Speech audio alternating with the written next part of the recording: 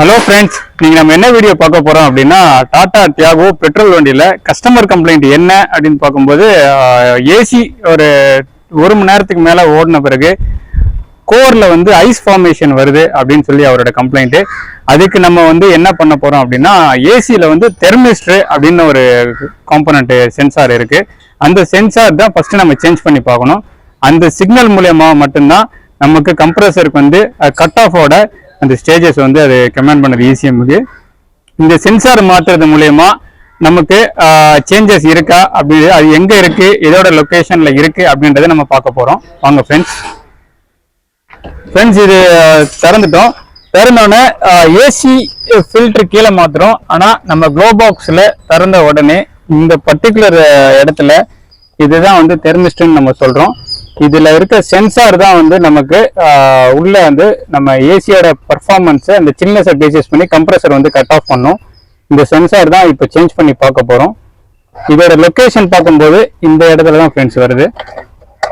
Low box திறந்தோன்னே இந்த இடத்துல ஒரு சாக்கெட் மூலமா இது கனெக்ட் ஆகுது. நான் உங்களுக்கு இது கனெக்ட் பண்ணோன்னே எப்படின்னு காட்டுறேன்.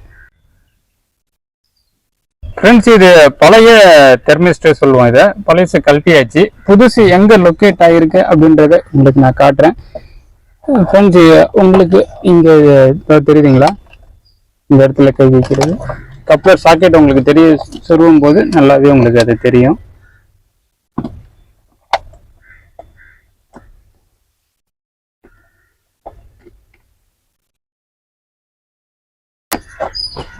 இந்த எல்லோ கலர் சாக்கெட் இருக்கிற இடம் தான் அதோட லொகேஷன் ஃப்ரெண்ட்ஸ்.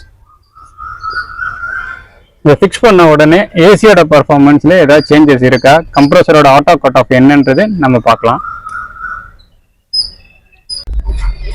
ஃப்ரெண்ட்ஸ், இப்போ வண்டி ஸ்டார்ட் பண்ணியிருக்கோம், ஓடிட்டு இருக்கு. இப்போ நம்ம வந்து அவுட் சைட் டெம்பரேச்சர் 37 இருக்கு. நம்ம கம்ப்ரஸரோட கட் ஆஃப் இந்த தெர்மோமீட்டரோட உதவி மூலிமா நம்ம ஆட்டோ கட் ஆஃப் வந்து லாஸ்ட் ஸ்டேஜ் என்ன கட் ஆஃப் ஆகுது அப்படின்றத நம்ம தெளிவாக இதை பார்க்கலாம்.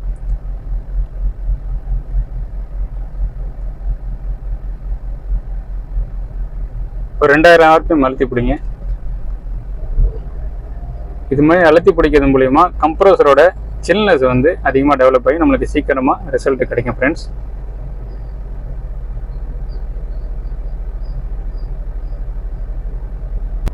நம்ம லாஸ்ட் கம்ப்ரஸரோட கட் ஆஃப் இப்போ நம்ம கண்டுபிடிக்கலாம், எதில் வந்து கட் ஆஃப் ஆகுது அப்படின்றத.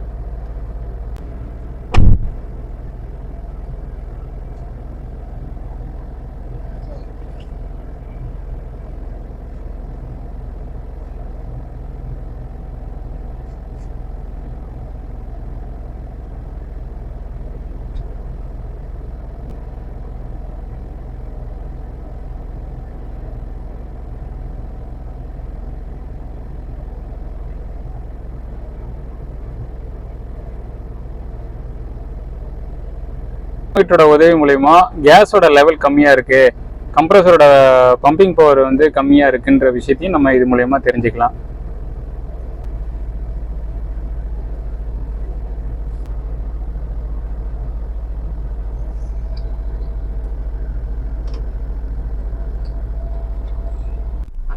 ஃப்ரெண்ட்ஸ், நம்மளோட டெம்பரேச்சர் வந்து காட்டினது பார்த்தீங்கன்னா 11.2 கட் ஆஃப் ஆகுது. நம்ம ஆக்சிலேட்டர் கொடுக்கறத நம்ம நிறுத்திட்டோம்.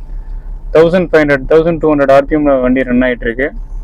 இப்போ நம்ம ஆக்சிலேட்டர் விட்ட உடனே 11 பாயிண்ட்ல இருந்து இன்க்ரீஸ் ஆகுது அப்படின்னா கஸ்டமர் உள்ள கொண்டாடும் போது நமக்கு அந்த ஐஸ் ஃபார்மேஷன் ஆகி எனக்கு சில்னஸ் வரலன்னு சொல்லிட்டு இருந்த கம்ப்ளைண்ட் இந்த தெர்மிஸ்டர் மாத்தினது மூலமா சால்வ் ஆயிருச்சு ஃப்ரெண்ட். அவுட் சைட் டெம்பரேச்சர் 37ல இருந்து பார்க்கும்போது 11.2ன்றது நல்ல கூலிங். தேங்க்யூ.